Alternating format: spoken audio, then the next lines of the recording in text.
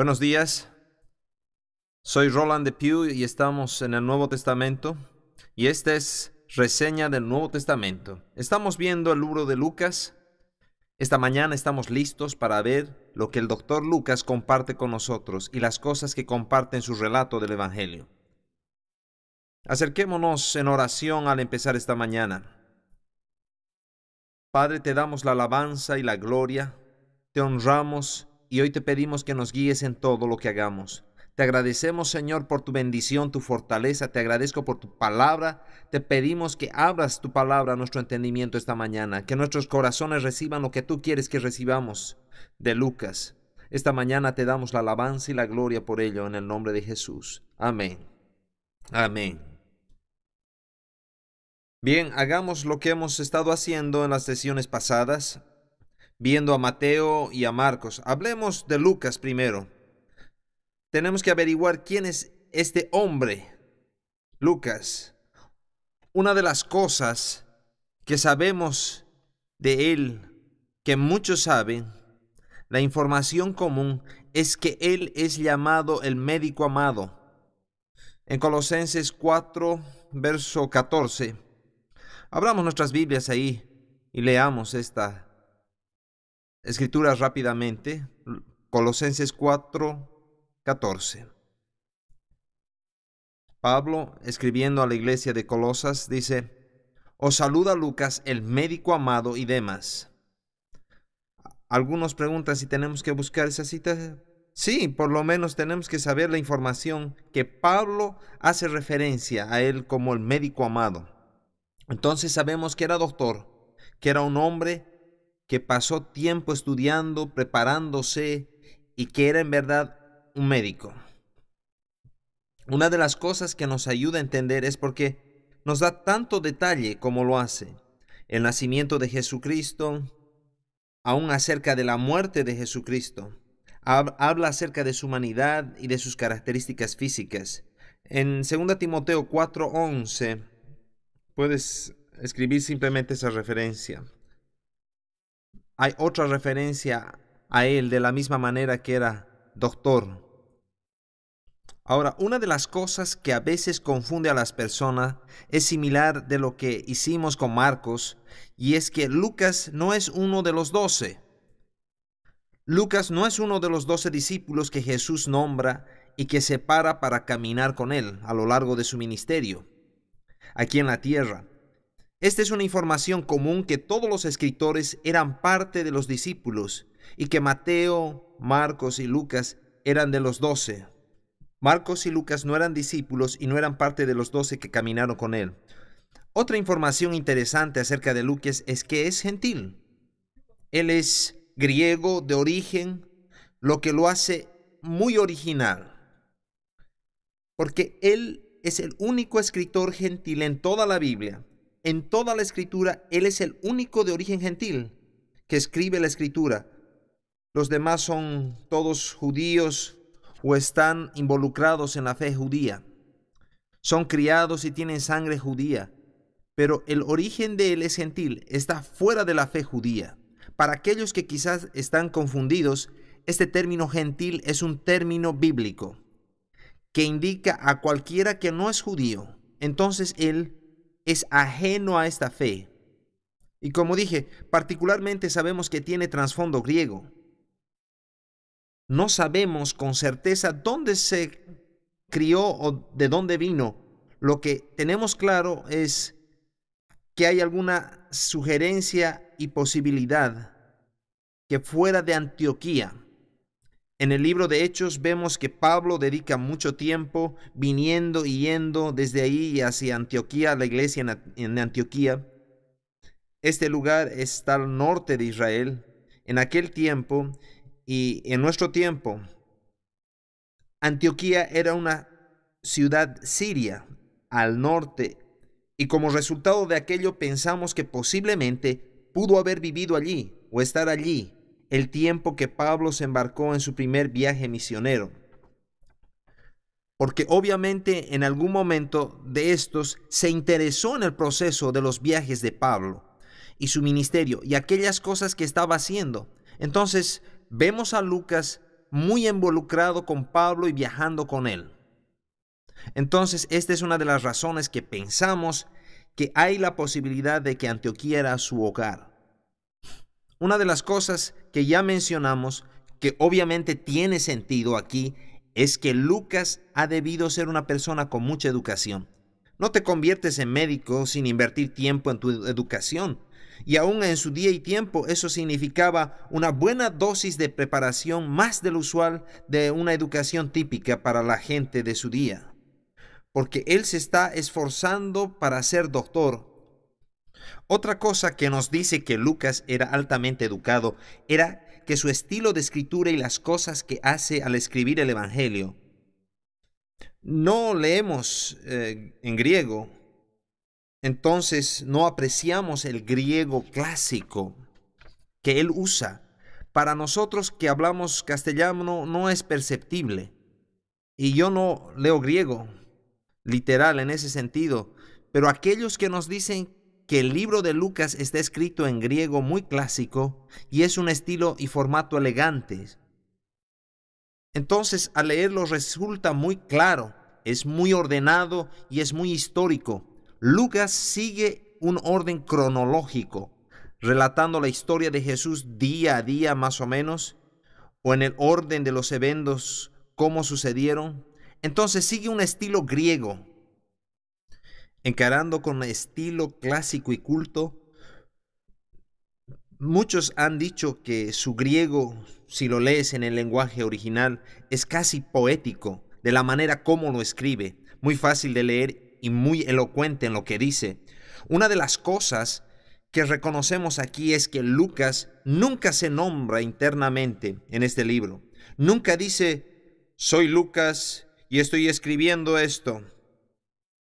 No hace así. Hacen esto otros escritores y los vemos con mayor frecuencia en el Antiguo Testamento y también en el Nuevo Testamento, pero Lucas no se nombra internamente. Pero tenemos muchas fuentes externas, otros escritores de la iglesia primitiva, que confirman que los escritos de Lucas, y eso no está en cuestión en ninguna parte ni en la crítica del estudio de este libro.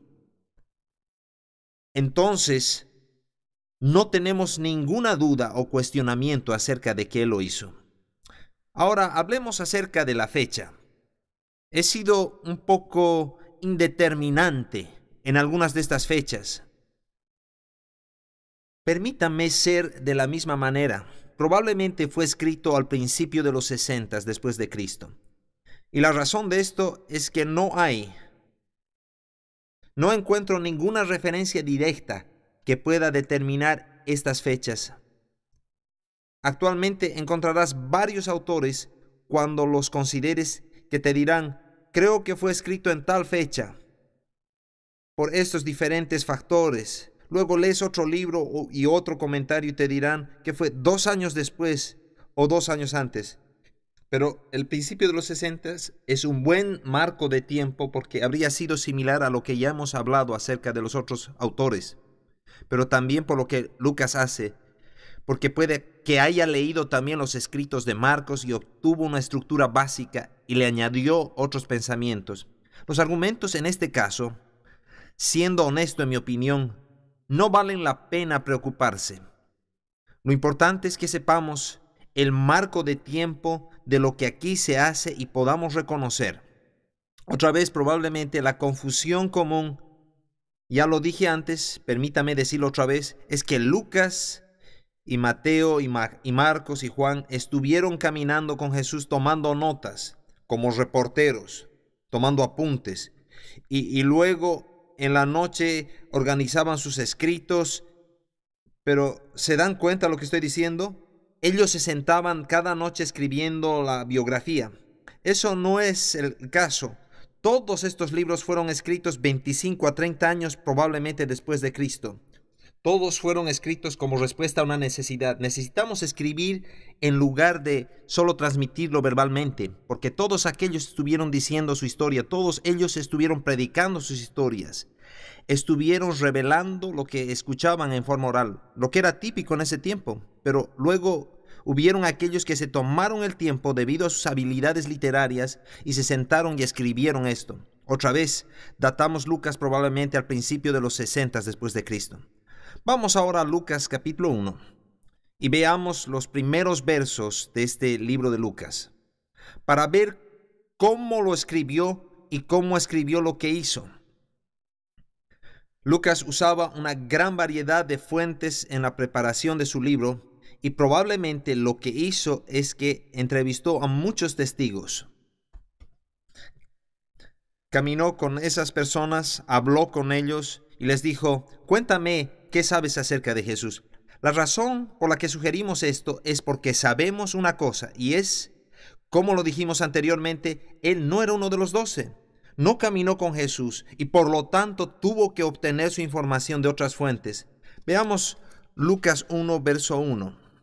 Él dice: puesto que ya muchos han tratado de poner en orden la historia de las cosas que entre nosotros han sido ciertísimas, tal como lo enseñaron los que desde el principio lo vieron con sus ojos y fueron ministros de la palabra, me ha parecido también a mí, después de haber investigado con diligencia todas las cosas desde su origen, escribírtelas por orden, oh excelentísimo Teófilo, para que conozcas bien la verdad de las cosas en las cuales has sido instruido. ¿Estás viendo lo que está diciendo aquí? Hay muchos que ya se habían sentado a escribir esto. Muchos contemporáneos lo hicieron. Él dice que han habido muchos otros que habían estructurado en orden una narrativa de las cosas. En otras palabras, hubieron otros. No soy el primero y ciertamente no soy el único en hacerlo. Pero digo que pienso que debemos relatar la historia desde el punto de vista de los que fueron testigos y los ministros de la palabra, mientras la compartían. Y él dice: yo no estaba ahí, pero ellos no las transmitieron a aquellos que proclamaban este mensaje y nos dieron todo esto a nosotros. Entonces me pareció a mí también, porque tuve información tan completa. Él dice un entendimiento perfecto. Bien, la traducción quiere decir: lo he escuchado tanto y tengo la historia tan completa en mi mente y la he escuchado tantas veces que todas estas personas me lo han dicho.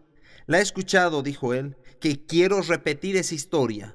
Quiero transmitirles la historia lo más completa posible. Ahora fíjate a quién está escribiendo en el verso 3, a un hombre que llama excelentísimo Teófilo. Ahora quiero que mantengas tu dedo en Lucas y vayas al libro de Hechos, capítulo 1, para que puedas ver la conexión aquí, y vamos a regresar a esto después, cuando analicemos el libro de Hechos en sesiones posteriores. Hechos 1:1. En el primer tratado, Teófilo, hablé acerca de todas las cosas que Jesús comenzó a hacer y a enseñar hasta el día en que fue recibido arriba, después de haber dado mandamientos por el Espíritu Santo a los apóstoles que había escogido. Ya no voy a continuar a leer. Y ves aquí el mismo nombre. En el primer tratado, la anterior obra que te escribí, Teófilo, acerca de lo que Jesús hacía y enseñaba, ahora dice: te voy a relatar acerca de la iglesia. El libro de Hechos también fue escrito obviamente por Lucas, y él escribió al mismo individuo. Ahora, ¿quién era Teófilo? Buena pregunta. No lo sabemos. Su nombre significa el amor de Dios. Entonces es un hombre que amaba a Dios. Un hombre que obviamente había sido nombrado de esa manera por el amor de Dios y por el amor a la sabiduría y al entendimiento de la palabra de Dios. Pero no sabemos exactamente quién era Teófilo. Claramente lo llama excelentísimo Teófilo. Era o bien un hombre de alta posición, quizás en rango político, quizás un hombre rico. No sabemos exactamente lo que él era en esta situación. Pudo haber sido alguien que apoyaba financieramente a su ministerio. Quizás esa ayuda era para que Lucas escribiese algunas de estas cosas. Un aporte financiero. No sabemos realmente el propósito de esto, pero Lucas escribe esto y específicamente lo dirige a Teófilo. Lo que sí sabemos es que Teófilo es obviamente un hombre griego. Y si es griego, ¿a quién escribe Lucas entonces? Escribe a los griegos o a los gentiles. Él escribe a la gente con una manera de pensar diferente de Mateo o Marcos. Mateo sabemos que escribió a los judíos tratando de convencerlos de que este era el Mesías, que ustedes mataron al Mesías, y Marcos escribe a los romanos expresando aquello de lo que ya hablamos. Ahora tenemos un punto de vista diferente. Lucas está escribiendo para la manera de pensar griega, que es completamente diferente filosóficamente, educacionalmente, es otra mentalidad. Ellos piensan de esa manera distinta. Y los griegos necesitan tales informaciones. Ellos quieren y buscan alcanzar entendimiento, y es lo que Lucas va a proveerles. Él va a darles todos esos detalles. Entonces, en general, sabemos que este libro está dirigido a la nación griega. La influencia y ministra a ellos, entendiendo mejor su manera de pensar. Entonces, tomamos este libro, vamos a continuar y vamos a ver cuál es el mensaje de Lucas y cómo éste lo transmite. Lucas nos habla acerca de Jesús como un hombre, lo llama el hombre divino. El Hijo del Hombre lo llama él cuando se refiere a su divinidad y al hecho que viene de Dios y viene de Dios a la tierra y se ha hecho hombre. Habla acerca de su humanidad, pero habla acerca de él siendo casi el hombre perfecto. Ahora, eso es importante porque los griegos siempre buscaban encontrar la situación perfecta en la vida. Los filósofos griegos, toda su filosofía y toda su mitología y todas las cosas que hablaban eran sus diferentes dioses. Han estado tratando de explicar cómo Dios influenció al hombre y cómo el hombre terminó con todas estas cosas aquí. Entonces, ellos tomaron todos estos pensamientos. Los griegos se propusieron ser educados y pensar en todos los aspectos de la vida. Y por consiguiente, siempre están buscando mejorar sus propias vidas y mejorar la situación. Bien, Lucas les dice, tengo la respuesta para ustedes. Conozco al hombre que están buscando. Conozco a la persona a quien han estado tratando afanosamente de descubrir. Sé quién es, lo que hace y cómo tener el cuadro completo. Cómo hacer funcionar tu vida, y Lucas les presenta a Jesús de esta manera porque ellos están tratando de salvar al hombre con su propia sabiduría y por medio de las cosas que están atravesando filosóficamente y necesitan esta clase de persona. Lucas les dice, lo tengo y puedo llevárselos, y él les trae el hombre perfecto del universo. Esta es la idea que él puede enfatizar. La otra idea que emerge es que el mensaje, cuando enfatiza que es un hombre divino y que vino a la tierra, él dice, su evangelio viene a los judíos, pero predica un evangelio que se aplica a todos en el mundo. Es más universal. Ahora, acuérdate que Mateo, como ya lo dijimos, dice, es tu Mesías, judío.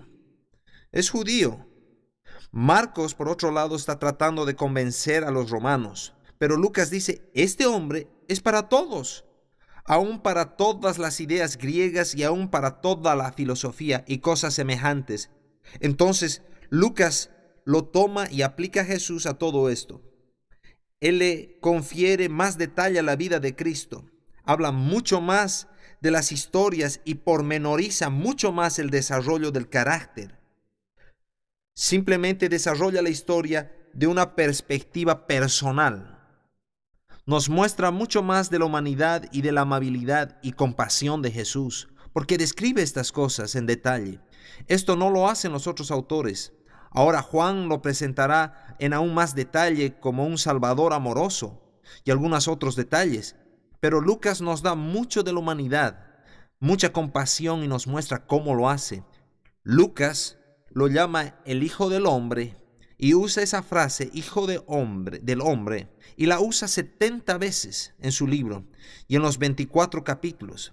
Se refiere a Jesús como el Hijo del Hombre 70 veces. ¿Ves este énfasis en los otros escritores? Usan ellos diferentes terminologías, lo llaman el Mesías, lo llaman el Rey, se refiere a él en otras maneras, pero Lucas usa esta idea de su humanidad, lo llama el Hijo del Hombre una y otra vez, 70 veces. Y el verso clave, vamos a Lucas capítulo 19, y verás la clase de aquello que muchos consideran el verso clave del libro de Lucas. Lucas 19, verso 10. Leamos el verso 9. Esta es la historia de Zaqueo. Leamos sobre esto. Jesús le dijo: hoy ha venido la salvación a esta casa, por cuanto él también es hijo de Abraham, porque el Hijo del Hombre vino a buscar y a salvar lo que se había perdido. Todo el mensaje de Lucas se centra en buscar y salvar lo que se había perdido. Eso es a lo que Jesús se dedicaba. La manera como Lucas lo presentó. Él dice que el Hijo del Hombre ha venido a buscar y a salvar lo que se había perdido. Ahora, en tu libro de texto hay un buen bosquejo general. Y como siempre, puedes analizarlo y puedes usarlo como libro de referencia de consulta en el futuro, donde puedas usar el libro y puedas ver los distintos aspectos y el trabajo básico del libro. No trataremos con todo aquello. No trates de ir en todo detalle del bosquejo del libro y sigas lo que dice allí. Pero déjame darte un par de cosas en este bosquejo básico y luego nos tomaremos el tiempo y vamos a retornar al libro y mirar algunas cosas que Lucas dice. El bosquejo básico es sencillo y está basado en esta escritura. Lucas capítulo 1 hasta el capítulo 19 y verso 27. Lucas 1 hasta el 19 y verso 27. Está buscando lo que se había perdido. Buscando lo perdido. Lucas 19, 28 hasta el final del libro, capítulo 24, es salvando a los perdidos. Buscando a los perdidos y la última parte, salvando a los perdidos. Lo que ves es un corte en el medio del capítulo 19 por el cambio en el pensamiento allí, de buscar a salvar. La última sección trata con sus últimos días cuando está yendo a la cruz, trayéndonos salvación. Entonces, buscando a los perdidos y salvando a los perdidos es un poco amplio, quizá o muy general. Pero así todo amplio, esa es la manera que podemos ver el libro de Lucas. Y estrechándolo hasta un bosquejo simple, hay un bosquejo mucho más detallado. Vayámonos al principio del libro de Lucas y avancemos en nuestro caminar viendo algunas de las cosas que allí se encuentran. Lucas no comienza con la historia de Jesús, sino con la historia de Juan el Bautista y sus progenitores, Zacarías y Elizabeth.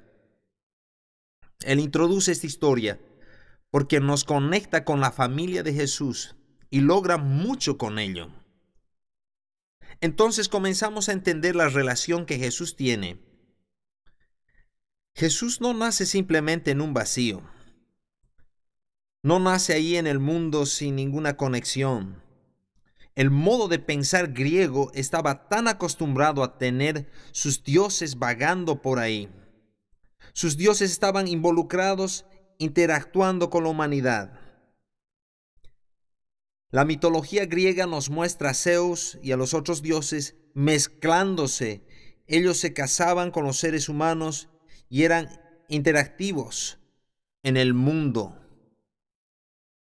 Entonces, Lucas entiende esa característica desde el punto de vista griego. Ellos preferían tener un Dios, por decirlo así, que conoce a la humanidad y es así lo que lo conecta a él con la humanidad. Bien, ¿cómo esto encaja aquí? ¿Por qué hace esto una diferencia con Zacarías y con Elizabeth teniendo un niño? Bien, tú vas a ver en retrospectiva esto y haces la conexión y te das cuenta que María, la madre de Jesús, y Elizabeth eran parientes. Esto no está tan claro. Varios autores tienen opiniones distintas acerca de este parentesco. Lo cierto es que Jesús y Juan el Bautista son parientes, primos, quizás en segundo grado o en otro grado, pero son parientes y eran casi de la misma edad.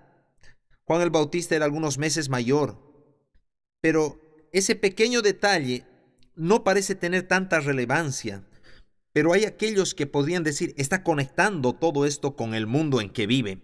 Y la historia que inicia Lucas lo hace con una historia interesante que es exclusiva del libro de Lucas, mientras nos dice la historia de cómo en el día que comienza en el verso 5 dice: hubo en los días de Herodes, rey de Judea, un sacerdote llamado Zacarías de la clase de Abías.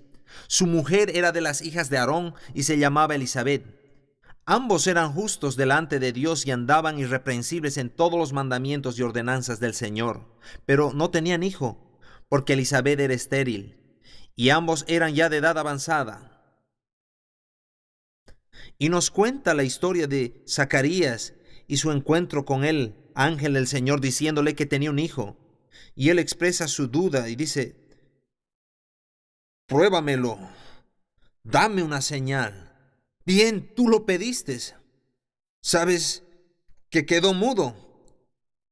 No podía hablar, quedó sin habla y algo paralizado por varios meses, hasta que el niño nació. Luego ellos preguntaban cuál debería ser su nombre, y su mamá Elizabeth decía: será llamado Juan. Y ellos decían: bien, no existe ese nombre en nuestra familia. Eso no está bien. Y entonces ellos van al padre y este no puede hablar y se esfuerza en expresarse. Dinos. Finalmente escribe el nombre: se llamará Juan. Y cuando logra escribirlo, su lengua es desatada y comienza a alabar y a glorificar a Dios otra vez, por el poder de Dios que ha presenciado. Esta es una parte importante de la humanidad, de la familia. Aquellas cosas que ocurren y que Lucas, al contarnos la historia, añade ese pensamiento. Y por supuesto, entrelazando con todo aquello está el anuncio de Gabriel cuando le dice a María que sería cubierta con el poder del Espíritu Santo. Y aquí Lucas nos da una línea muy clásica. Pienso que sobresale y afecta a nuestra teología acerca de Jesucristo. Porque María dice: bien, ¿cómo ocurrirá esto? Puesto que no conozco a ningún varón. Esto no puede ser posible. Y él le responde en el verso 35, el Espíritu Santo vendrá sobre ti. Y le dice, como señal para ti, le dice: y he aquí tu pariente Elisabet, ella también ha concebido hijo en su vejez, y este es el 6º mes para ella. Mira el verso 37, porque nada hay imposible para Dios. Esta línea directa desde el trono por medio de este ángel dice: porque nada es imposible para Dios. Con esta línea, Lucas comienza a establecer un tono para anticipar lo que ocurriría en el resto de esto. Y también establece el tono de la respuesta de ella, que también tiene que ser tu respuesta. Mira el verso siguiente. Entonces María dijo: he aquí la sierva del Señor, hágase conmigo conforme a tu palabra. ¿Cuántos están de acuerdo que esto debe ser lo que debemos decir? Señor, hágase conmigo conforme a tu palabra. Y así Lucas establece este tono con la historia de Elisabet y Zacarías y el nacimiento de Juan el Bautista. Ellos no lo llaman Juan el Bautista, ¿entiendes? Que no lo llaman así desde niño. Adquiere ese nombre porque se va a bautizar a la gente y nos referimos a él como Juan el Bautista para diferenciarlo de los otros Juanes que son listados en la Escritura. Esta historia y estas conexiones entre esta gente nos ayuda a ver la relación de esta manera. Lucas entra en gran detalle. Luego, acerca del nacimiento de Cristo, lo cubre en el capítulo 2, la historia clásica que leemos en la época de Navidad cada año. Aconteció en 2, verso 1. Aconteció en aquellos días que se promulgó un edicto de parte de Augusto César, que todo el mundo fuese empadronado. Otras traducciones dicen fueran registrados. Y José sube y hace lo que Lucas comienza a describir. Todas estas cosas que estaban ocurriendo y todas aquellas relaciones que estaban involucradas en esto. Y cómo los ángeles aparecen. Y varias veces vemos la intervención celestial viniendo a anunciar esto. Varias apariciones. Lucas nos cuenta de un ángel que se aparece a María. Nos cuenta de estos ángeles que se aparecen a los pastores en el campo. Y vemos muchas de estas cosas. Otra vez, nota cómo Lucas trae los elementos sobrenaturales y los introduce al mundo, y ellos interactúan con el mundo enfatizando esto. ¿Cómo es que esta intervención humana influencia esto? Esta no es una historia que está por ahí lejos. Esta es una conexión entre dos cosas, entre dos mundos. Y Lucas está diciendo: conozco un hombre que vive en esta tierra, pero tiene una conexión con el cielo. Y tiene una conexión también con nuestras vidas. Y así él se refiere a aquello que vuelve por ahí. Y como dije, nos da muchos diversos detalles y también información especial a lo largo del camino. Luego nos guía justo al capítulo 3, donde nos habla de Juan el Bautista y el hecho que Jesús y Juan se encuentran. Y Jesús pide y casi demanda que Juan lo bautice. Luego, finalmente, al final de esta sección, coloca la genealogía que ya hemos visto. Al final del capítulo 3 nos dice que él era hijo de Adán, el hijo de Dios, y hace esa conexión con el origen y con la humanidad de Jesucristo, que es el hombre perfecto en todas sus relaciones. Pasemos al capítulo 4 y comencemos con el verso 14. Y mira cómo Lucas empieza a enfatizar la historia después que Jesús fue tentado en el desierto. Lucas 4:14. Y Jesús volvió en el poder del Espíritu a Galilea, y se difundió su fama por toda la tierra de alrededor, y enseñaba en las sinagogas de ellos, y era glorificado por todos. Nos vamos a detener un momento aquí antes de continuar con el resto. ¿Ves que el énfasis de Lucas, que es el énfasis griego, que Jesús se toma el tiempo de comenzar a enseñar? Jesús empieza a entrar a la sinagoga, llegando donde está el resto de las personas y comparte con ellos. Y su énfasis, dice Lucas, una y otra vez Jesús les enseñaba. No dice a propósito, creo que nunca dice, y Jesús predicaba, sino Jesús les enseñaba. Jesús se sentó con sus discípulos y les enseñaba. Hay un énfasis muy claro. ¿Cuál era la mentalidad griega? Necesitamos toda la educación que podemos obtener, probablemente hasta el cierto punto, sabes, obviamente esa relación, demasiado que enfatizaron que todo este proceso de educación, en lugar de enfatizar esto, Lucas insiste y dice, este hombre que comprende lo que valoras, sabe lo que tú estás hablando.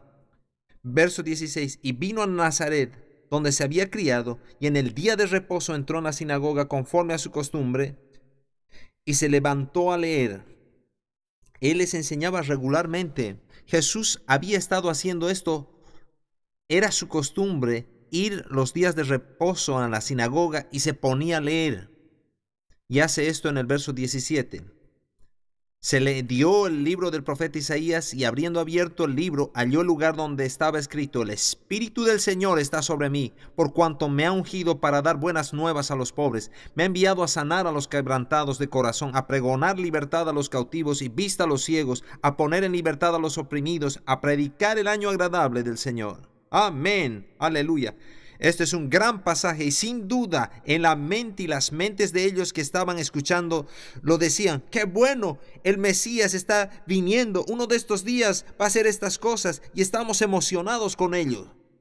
Y ellos no estaban tan felices con lo que dijo después.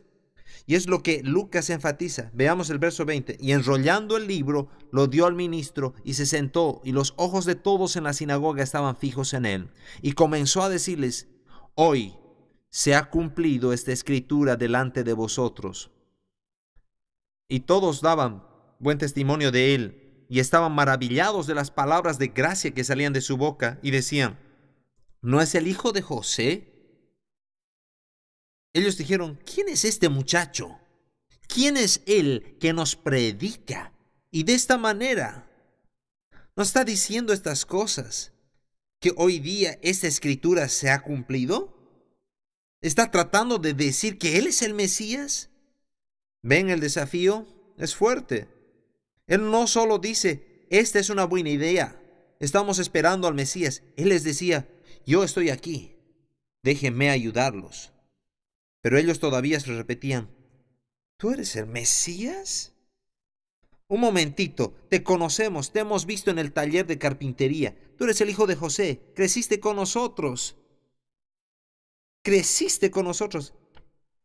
Él tenía 30 años de edad y lo seguían viendo como niño.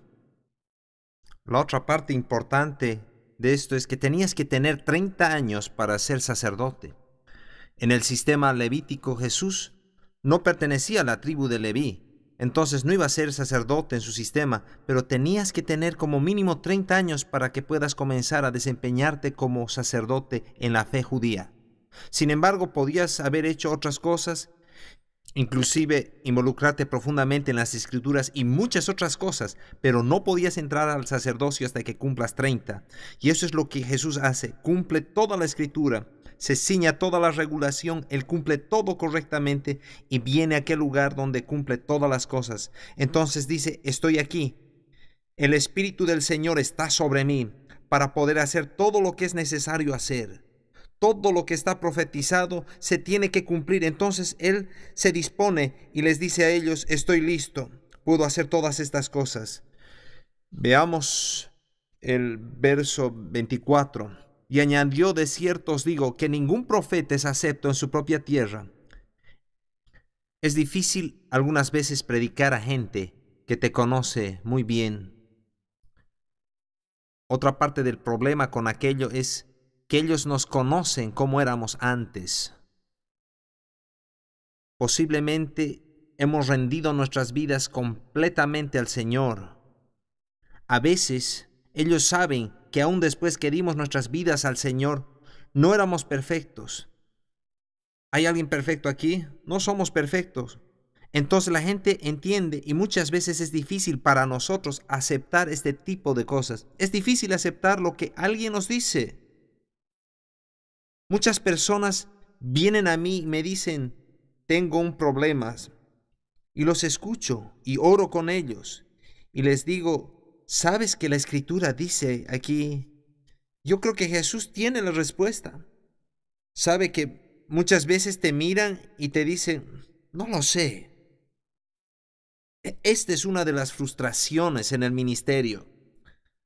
Tú lo vas a experimentar porque tú tienes la respuesta y a veces es simplemente sabiduría divina que Dios nos da. Otras veces es algo que está claro en la Escritura y tienes la respuesta y ellos dicen, ve, voy a orar por ello. No lo entiendo. Y esta es una de las frustraciones que los que tenemos y estamos involucrados en el ministerio la tenemos. Porque cuando tenemos una respuesta no todos la aceptan. Entonces lo soportamos y respondemos a ello. Entonces Jesús tiene el mismo conflicto con la gente en su pueblo. No estoy diciendo que no puedes ir a casa y no puedes alcanzar a tu gente, pero Él les confronta con este mismo tema. Hay muchos que no creerán por el simple hecho que un profeta no tiene honor en su propia tierra. En otras palabras, en casa donde realmente te conocen bien. Luego los confronta y les dice aún, Elías tuvo que ir a otro lugar. Lean conmigo en el verso 25. Y en verdad os digo que muchas viudas había en Israel en los días de Elías, cuando el cielo fue cerrado por 3 años y 6 meses, y hubo una gran hambre en toda la tierra, pero a ninguna de ellas fue enviado Elías, sino a una mujer viuda en Sarepta de Sidón. A una mujer viuda, y muchos leprosos había en Israel en tiempo del profeta Eliseo, pero ninguno de ellos fue limpiado, sino Naamán el sirio. ¿Qué está diciendo Jesús a ellos? Piensa lo que les está diciendo a ellos. Ellos están cuestionando. Este es pues Jesús, lo conocemos, el hijo de José. Y Jesús les dijo, así ha sido siempre por los siglos. Elías era un hombre que vivió en su zona, pero cuando vino el hambre, no fue a ninguna de las viudas de su región.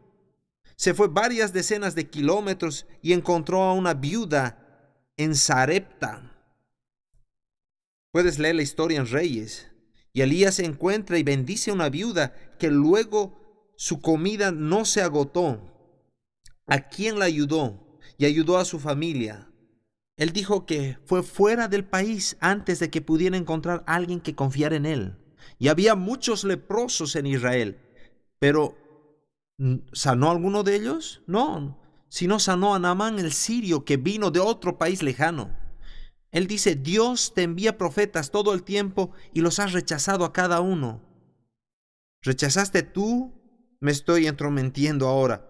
¿Pero alguno de ustedes ha rechazado alguna vez la palabra de alguien cercano? ¿Tu madre o padre o alguna vez te dijeron algo y sabías que era lo correcto? Sé, como dije, me estoy entrometiendo un poco.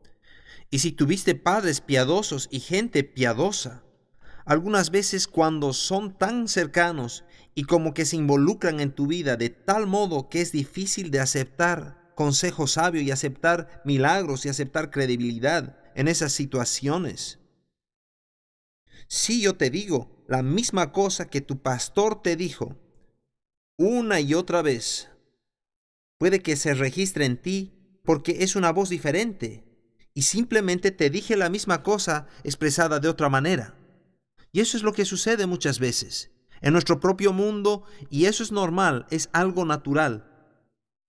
Pero ¿qué es lo que necesitamos hacer en el Espíritu? Tenemos que ser sensibles y escuchar en el Espíritu y aceptar estas cosas. Y Lucas está tratando de hacernos entender que todos nosotros vamos a abrir nuestros corazones si simplemente escuchamos lo que Jesús está diciendo y no lo rechazamos y no le volcamos la espalda y no le hacemos lo que su propia gente le hizo en este pasaje. Pero comenzamos a oír y luego Él nos enseña en los caminos que debemos ir. Comencemos con el verso 28. Al oír estas cosas, todos en la sinagoga se llenaron de ira, y levantándose, le echaron fuera de la ciudad y le llevaron hasta la cumbre del monte sobre el cual estaba edificada la ciudad de ellos para despeñarle. Mas él pasó por en medio de ellos y se fue. Yo no entendía el impacto de aquello hasta que visité esta ciudad. Cuando visitas esta área, comienzas a darte cuenta que está localizada en una área alta en Israel. Y mientras vas al este y te alejas de la ciudad de Nazaret, llegas hasta el extremo de la ciudad y de repente vas y la carretera da la vuelta por el costado de la montaña y esta es una cuesta y hay un lugar al extremo de la ciudad. Es impresionante con la ladera de la montaña. Dice, lo tomaron hasta la cumbre del monte y estaban haciendo esto porque había blasfemado. Porque se paró y dijo, esta es la manera que es, así es como se supone que es. Y ellos mirándolo y le estaban diciendo a Jesús, tú no puedes ser, esto es una locura, no puedes hacer esta declaración. Y lo llevan hasta el borde del barranco y cuando estaban listos para lanzarlo al barranco por causa de la blasfemia, pero Lucas simplemente registra que Jesús pasó por en medio de ellos. ¿Qué sucedió? ¿Qué pasó? Bien, el Espíritu del Señor estaba en él, ¿no es así? No era su hora y tampoco era la manera de morir. El Espíritu del Señor estaba sobre él y se fue a través de la multitud. Veamos el verso 32. Y se admiraban de su doctrina, porque su palabra era con autoridad. Estaban admirados de su doctrina, decían, ¿qué es esto? ¿Qué es lo que Jesús está haciendo? Dice luego ahí está su logos. Y Lucas usa la palabra logos. Su palabra era con autoridad. Hablaba con autoridad. Cuando hablaba había fuerza en lo que decía, había fuerza en lo que compartía. Y Lucas continúa con esto en varios pensamientos y a través de varias ideas en todo el libro. Lucas nos dice, con mucha autoridad hablaba. Y Lucas enfatiza lo que Jesús estaba enseñando. Continuemos, nos tomamos un poco de tiempo allí, pero veamos por un momento otras historias en capítulo 5. Él llama 4 pescadores a que vengan con él, a caminar con él. Les ayuda a pescar. Vayamos a Lucas capítulo 5, verso 9. Porque por la pesca que habían hecho, el temor se había apoderado de él y de todos los que estaban con él. ¿Ves la palabra temor allí? Otra vez estaban sorprendidos. Era más allá de sus expectativas que este hombre hizo esto. Para ellos, en el verso 10 Jesús dijo a Simón, no temas, desde ahora serás pescador de hombres. Entonces los llamó a sí mismo y comienza a caminar con ellos. Y Jesús continúa mientras Lucas registra aquí el comienzo, el milagro tras milagro y todas las preguntas que le hacen a él, y los discípulos que son escogidos y las sanidades que ocurren.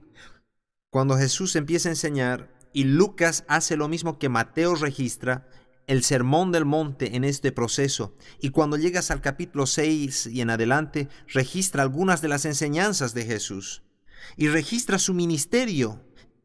Escribe el sermón del monte que predicó y algunas de las cosas que él hace. No nos da el detalle que nos dio Mateo. No nos da la explicación de la ley que Mateo nos dio cuando Jesús dijo, la ley dice esto, pero yo os digo. Registra las bienaventuranzas y el pasaje de amar a los enemigos y algunas de las cosas que Jesús les dijo a ellos. ¿Ves que esto es importante a la mentalidad griega? Ama a tus enemigos. Es un concepto noble. Y esto para los judíos les parecía una locura. Ama a tus enemigos. Pero para la mentalidad griega y para su filosofía encaja muy bien.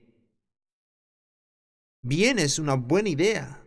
Si todos nos amaríamos unos a otros, amar a nuestros enemigos, nos llevaríamos bien, razonaríamos y de acuerdo a eso no pelearíamos. Así era como la mentalidad griega comenzó a funcionar y también describe todas estas cosas. Él dice, no juzguéis a otros para que no seáis juzgados. Todas estas escrituras y cosas que Lucas nos dice y las enfatiza de una manera un poco distinta que otros los escritores. Lucas registra otra conexión que quiero enlazar con Juan el Bautista. Ve en el capítulo 7, verso 18. Los discípulos de Juan le dijeron las nuevas de todas estas cosas, y llamó Juan a 2 de sus discípulos y los envió a Jesús para preguntarle, ¿eres tú el que había de venir o esperamos a otro? Cuando pues los hombres vinieron a él, dijeron, Juan el Bautista nos ha enviado a ti para preguntarte, ¿eres tú el que había de venir o esperamos a otro? En esa misma hora sanó a muchos de enfermedades y de plagas y de espíritus malos, y a muchos ciegos les dio la vista. Y Juan el Bautista estaba preguntando. Y vean que Juan sabía la historia. Juan sabía que su madre le contó cómo había nacido él. ¿Y cuándo había nacido? ¿Y cuándo había nacido Jesús? ¿Qué sucedió? Porque María vino a vivir con Elizabeth durante ese tiempo y Juan había hecho esa conexión entre los dos. Tú sabes que Juan escuchó todas estas historias, creció con esta idea que era su primo, era Jesús. Había algo especial acerca de él, algo que era diferente. Él sabía la información, él sabía los pormenores, pero tú sabes, muchas veces sabemos las cosas, pero requiere de algún tiempo para que la asimiles. Tú sabes que tienes la información aquí y consigues más información más allá y poco a poco y de repente te sorprendes y dices, y no estoy en ningún dolor, simplemente todo se conecta, todo se aclara y Juan se hace esa pregunta, ¿eres tú el Mesías, el que había de venir? ¿O necesitamos esperar a otro? Bien, ¿cómo respondió Jesús esto? Antes que vayamos a las palabras de Jesús, ¿qué hace Jesús? En esa misma hora, dice, la gente, ministró a la gente, impuso manos sobre los enfermos y los sanó, a los que estaban enfermos, afligidos de distintas enfermedades, y aquí describe todo aquello que empieza a ocurrir. Él sanó. Lucas usa esa palabra y aparece otra palabra atribuida a Lucas. Él curó a la gente. No solo oró por la gente, no solo hizo milagros, porque dice Lucas que los curó, porque es un doctor. Él curó a esa gente y usa la terminología que indicaría que Él curó muchas enfermedades. Y luego Jesús responde y dice en el verso 22, Id y haced saber a Juan lo que habéis visto y oído. Los ciegos ven, los cojos andan, los leprosos son limpiados, los sordos oyen, los muertos son resucitados, y a los pobres es anunciado el evangelio. Y bienaventurado el aquel que no halle tropiezo en mí. Les dice, vayan a Juan y díganle lo que vieron, lo que me vieron hacer, y luego tendrán la respuesta, lo que quiere él. Y sabía que Juan podía confiar en Dios, y sabía que tenía la palabra, y entonces lo hizo todo junto. Eso es lo que debemos hacer nosotros. Tenemos que ponerlo todo, y luego cuando lo haces, todo tiene sentido. Recibes el entendimiento y dices, lo sé, Él es el Mesías. Aleluyas. Ese es un buen lugar para parar. Tendremos un recreo.